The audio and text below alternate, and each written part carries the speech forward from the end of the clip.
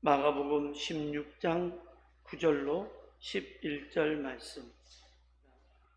예수께서 안식 후 첫날 이른 아침에 살아나신 후 전에 7 귀신을 쫓아내어 주신 막달라 마리아에게 먼저 보이시니 마리아가 가서 예수와 함께하던 사람들이 슬퍼하며 울고 있는 중에 이 일을 알림해 그들은 예수께서 살아나셨다는 것과 마리아에게 보이셨다는 것을 듣고도 믿지 아니하니라. 이는 살아계신 하나님의 말씀입니다. 부활을 먼저 보여주신 이유를 통해서 함께 말씀을 나누고자 합니다. 오늘 부활을 맞이한 여러분, 한 분 한 사람, 한 사람 한 분 한 분에게 예수님의 이름으로 부활의 기쁨을 간직하시기를 축복합니다. 우리 기독교인의 삶에서 매 주일은 부활입니다. 우리가 모이는 이유는 예수님의 부활을 기념하기 위해서 모이고 있습니다. 문제는 감사가 너무 익숙해지면 감사한지 모르고 기쁨도 어느 순간에가 무감각해지게 됩니다. 아마도 그래서 절기라는 게 있어서 그 절기를 통해서 그날들을 기억하는 것 같습니다. 우리 사람들에게, 우리 한국에게 명절이라는 것이 있어서 부모님과 고향을 찾아갈 수 있는 것과 같이 우리 성경에도, 우리 신앙에도 절기라는 것이 아마도 너무 익숙해지지 말라고, 너무 순간에 무감각해지지 말라고, 늘 새로워지라고 우리에게 절기가 있는 것 같습니다. 감격할 수 있다는 것, 눈물을 흘릴 이유가 있다는 것이고, 누군가에게 소리쳐 알리지 않고는 도저히 견딜 수 없는 소식이 그에게 있다는 겁니다.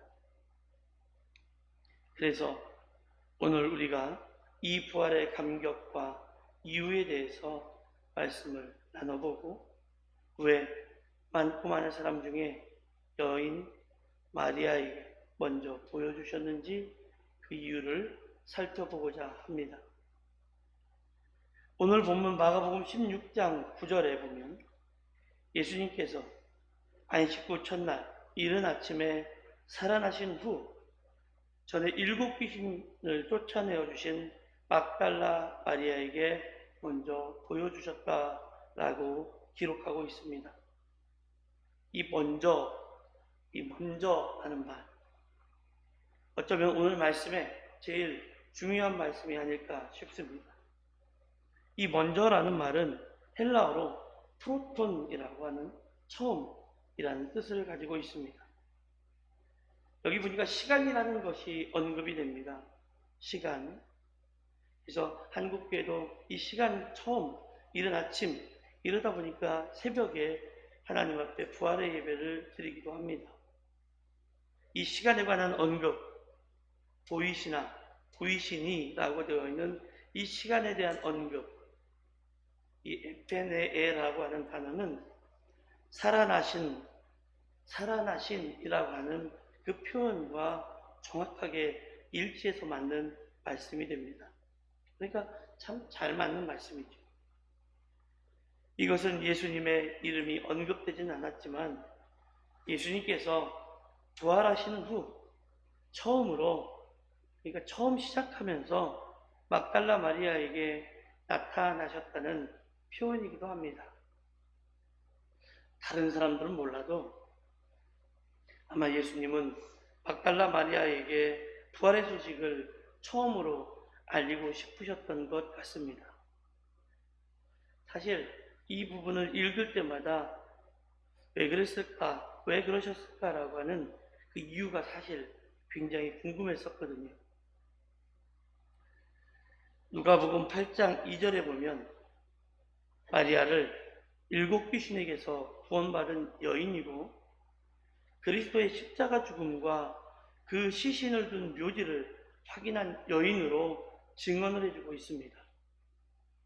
그런 여인인 마리아는 예수님의 부활을 처음으로 보고, 막달라 마리아는 자기가 보고 들은 그 부활의 소식을 낙담하고 있는 제자들에게 급히 달려가서 전하는 것을 보게 됩니다. 막달라 마리아가, 이 마리아가 가졌던 그 기쁨, 가지고 있던 그 감격, 가지고 있던 그 놀라움은 마리아가 가지고 뛰어가서 전해주었을 때 제자들은 그 소식을 믿지 않았습니다. 마리아로부터 들은 예수님의 부활의 소식이 도무지 제자들은 믿을 수가 없었던 겁니다. 예수님이 그렇게 말씀하셨고 예수님이 그렇게 알려주셨건만 도무지 받아들일 수가 없었지요. 그리고 그 후에 예수님은 부활하신 몸을 여러 제자에게 그리고 많은 사람들에게 보여주셨습니다. 그리고 그 동기가 막달라 마리아와 달라서 믿지 못했던 제자들에게 예수님께서는 그들의 믿음이 없는 것과 마음이 완악한 것을 꾸짖으셨습니다. 그리고 나서는 역시나 그 자리에 있지 않았던 도마, 제자들이 와서 함께 있던 제자들에게 예수님이 살아나셨다는 소식을 들었음에도 역시 제자들과 똑같은 반응으로 도마에게도 의심병이 발생했습니다. 믿을 수가 없다는 거지요. 내가 그것을 믿으려면 예수님이 살아나서 진짜 손에, 발에, 옆구리에 못자국과 창자국을 보지 않으면 도무지 나는 믿을 수가 없다고 하는 그런 의심병이 가득한 도마에게도 예수님이 나타나신 이유는 그에게 의심이 있었기 때문입니다. 이미 예수님께서는 십자가에 달리시기 전에 3차례에 걸쳐서 죽음과 부활에 대해서 예언하셨습니다. 그럼에도 불구하고 그들이 부활에 대한 소망을 갖지 않았고 막달라 마리아가 예수님께서 부활하셨다는 소식을 그렇게 감격과 기쁨으로 전해주었음에도 불구하고 믿지 않았습니다. 왜 그랬을까요? 왜 부활하신 예수님은 제자들에게 먼저 나타나셔서 그렇게 보여주셨고 마지막 마무리의 사역을 감당하실 수 있음에도 불구하고 예수님은 막달라 마리아에게 나타나신 그 이유가 뭘까요? 그 이유는 아마도 그녀를 너무 사랑하셨기 때문이 아닐까 싶습니다. 이런 표현들 때문에 이상한 책들이 나오고 이런 표현들 때문에 이상한 영화가 나오지 않았나 싶지만 예수님은 그녀를 너무도 사랑하셨습니다. 사람들이 말하는 인간적인 사랑이 아닌 예수님만이 받을 수 있는 그 영광을 그녀를 통해서 받으셨기에 그녀를 사랑하셨습니다. 요즘요, 종종 드는 생각이 있습니다. 제가 앉아서 성경을 보거나 또 설교를 준비하다가 이렇게 할 때 드는 생각이 있습니다. 이게 성경적으로 맞는지, 사실 교리적으로 맞는지, 틀리는지 잘 모르겠습니다. 하지만 하나님께서 우리 모두를 사랑하신다는 것은 알겠는데, 다 사랑하시는데, 사랑의 그 강도 또는 뭐라고 표현해야 되나요? 다 사랑하시지만 똑같이 사랑하지 않는 것 같다라는 생각이 들었습니다. 이게 성경적이냐 교리적이냐를 따질 건 아닙니다. 그냥 제 마음에서 우러나는 생각이고 제가 그냥 묵상하다가 생각하는 그런 생각입니다. 그러다가 이 말씀을 준비하면서 마리아를 그렇게 처음 보여주셨던 그 이유, 그걸 생각하면서 들었던 생각이, 모두를 사랑하지만 똑같은 사랑은 아닌가 보다라는 생각을 하게 되면서 그냥 혼자 앉아서 실소를 해본 적이 있습니다. 예수님께서 안식 첫날 이른 아침에 일곱 귀신을 쫓아내어 주신 막달라 마리아에게 먼저 보이셨습니다. 이 처음이라는 말은 참 놀라운 말입니다. 그래서 모든 기업들이, 모든 나라가 최초라는 말을 그렇게 타이틀을 갖고 싶어서 그렇게 열광을 하고 열심을 다하는 것 같습니다. 최초의 증인이 되었다. 최초의 부활의 광경을 본 사람이다. 그 이후로 나오는 모든 것들에 대한 것보다 어쩌면 굉장히 큰 놀라운 이야기가 아닐까요?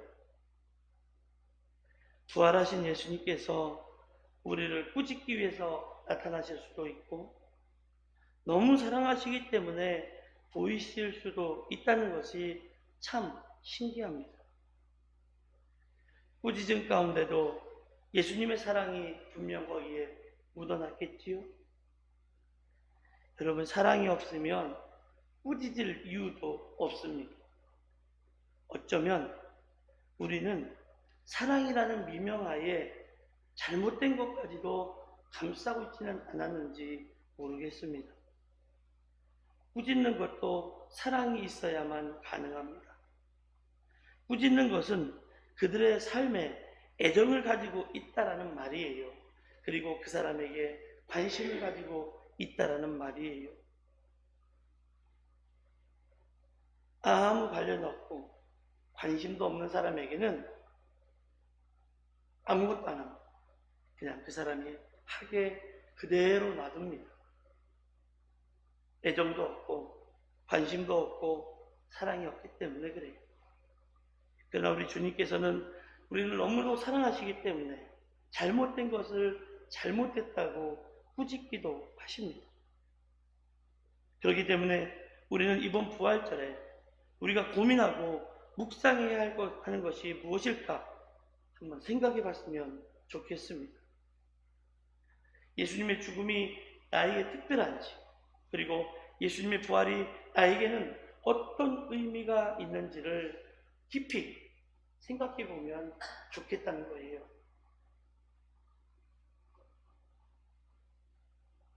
예수님의 죽음이 나에게 헌신의 삶으로 와닿으면 어떨까요? 특별한 삶의 의미는 헌신과도 관계가 있습니다. 어쩌면 막달라 마리아에게 맨 처음 보이셨던 것은 이 헌신과 관계가 있지 않을까 생각해 봅니다. 오늘 우리를 궁금하게 만드는 것은 왜 예수님께서 수많은 제자들이 또 있는데 막달라 마리아에게 처음으로 부활하신 몸을 보여주셨냐라는 거예요. 또 예수님의 무덤에 찾아갔던 여인이 막달라 마리아 말고도 2명이 더 있었습니다. 마가복음 16장 1절과 2절입니다. 안식일이 지남에 막달라 마리아와 야고보의 어머니 마리아와 또 살로메가 가서 예수께 바르기 위하여 향품을 사다 두었다가 안식 후 첫날 매우 일찍이 해 돋을 때에 그 무덤으로 가며,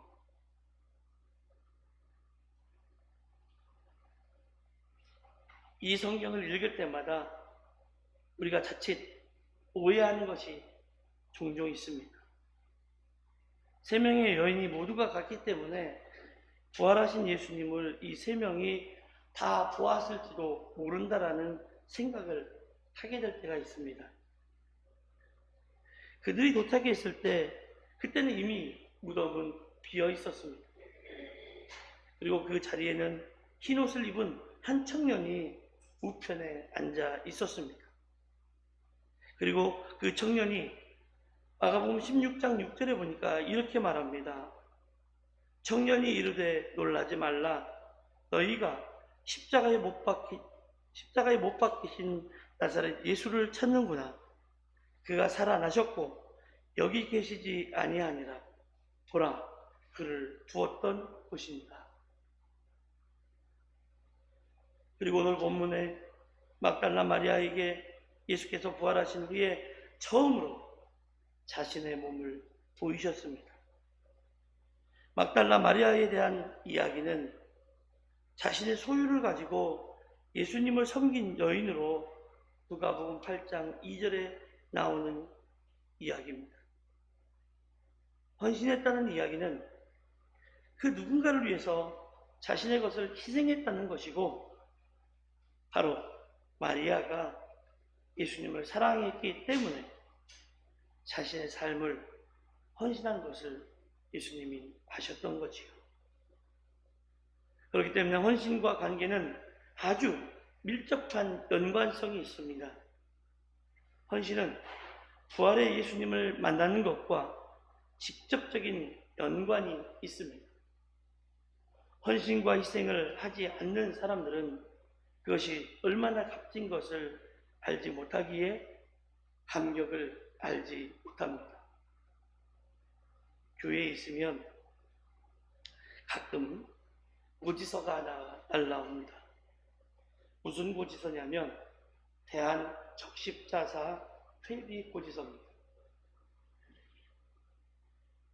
이거를 왜 내야 될까라는 생각을 하고 불필요하다라는 생각도 종종 하게 됐고, 정말 그런데 쓰여지는, 그런데 기부를 하거나 그런데 퇴비를 내면 정말 사용이 될까 하는 생각을 해본 적이 있었습니다. 그런데 그게 정말 많은 어려운 사람들을 위해서 쓰여졌다는 것을 몸소 느끼는 그런 때가 있었어요. 정말 그것이 수많은 사람들에 의해서 적립되고 기부되어지는 그 금액들이 힘들고 어려운 사람들을 위해서 쓰여지는 것을 알게 될 때는 2015년 9월 2일이었습니다. 우리가 어려움을 겪었을 때 이만한 가방 하나가 우리 집으로 왔습니다. 우리 집이 아니죠. 제가 있었던 곳으로 이만한 가방, 노란 색깔 가방이 하나 왔습니다. 지금도 생각하기 싫은 그때의 사건, 아무것도 없는 그때에 그 가방을 열어보는 순간 당장 살 수 있는 용품들이 거기에 가득 담겨 있었습니다. 아, 이렇게 쓰이는 거야. 이런 식으로 쓰이는 거야. 그리고 제 마음이 바뀌었습니다. 나도 할 수 있으면 해야 되겠다. 헌신과 희생을 알지 못하면 그것을 하는 사람들의 그 수고와 노력이 가치 없어 보입니다. 예전에요, 단기 선교를 다녀오면 사람들이 달라집니다. 섬기는 우리 헌신이 얼마나 값진가를 알기 때문에 단기 선교를 다녀오면 사람들의 모습과 행동과 말과 모양이 잠시나마 바뀌어버립니다. 오늘은 부활절입니다. 우리 예수님께서 우리를 위해서 죽으셨다가 부활하신 날이에요. 이 부활절이 여러분에게 가장 값진 것이 되기 위해서는 헌신의 아픔을 꼭 경험해야 하는 겁니다. 그래야 그 아픔의 열매를 거두는 감사를 경험할 수 있기 때문이에요. 헌신의 아픔이 농사로 비유해서 모든 농사짓는 과정이라면 감사는 열매입니다. 결론적으로 예수님께서 자신의 모습을 보여주신 이유가 뭘까요? 마가복음 16장 14절로 18절에는 처음으로 막달라 마리아에게 보이시고 엠마오로 가던 두 제자에게 보이시고 열한 제자에게 또 나타나셨습니다. 여러분 손에 혹시 초가 있다고 생각해 보십시오. 참 예쁘고 큰 초가 있습니다. 늘 내가 그 초를 들고 있다고 해서 그 초에 빛이 나지는 않습니다. 그 초에 불을 붙여야 그때부터 빛이 나기 시작하는 거예요. 이 말은 나 자신이 있는 그 순간에는 빛이 나지 않습니다. 내 자신을 태우기 시작할 때에 그때부터 빛이 나는 거예요. 자신을 태우는 것은 고난을 의미합니다. 자신이 죽는 것이에요. 그리고 자신이 죽음으로 용서의 빛을 발하게 되는 겁니다.